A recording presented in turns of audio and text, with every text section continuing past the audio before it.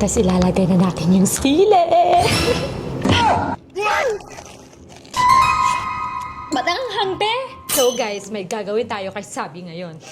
So itatry natin itong trending dito sa TikTok, itong bell pepper na may cream cheese at takis. So naka-ready na yung bell pepper natin. Ayan, lalagyan na natin ng cream cheese. Gustong-gusto kasi itry ni Sabi to guys, nakaraan pa. O sige, ipapatry natin sa kanya pero may sili. Yan, lalagyan na natin siya. Ilalagay na natin yung sili. Dapat sobrang lalim para hindi niya mahalata. Damihan na lang natin ng cream cheese para matakpan. So, dagdagan ko na lang na ito guys kasi favorite niya yung cheese para kainin niya talaga. So, gawa lang muna ako ng akin guys para hindi niya maisip na may ginagawa kong kalokohan. So, ready na! Sabi, halika dito! May papatikim ako sa'yo! Ayan, di ba gusto mo tayo ito?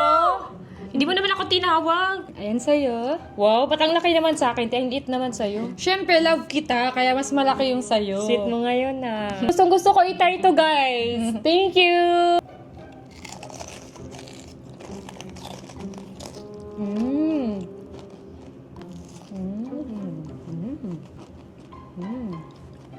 Lagyan pa natin.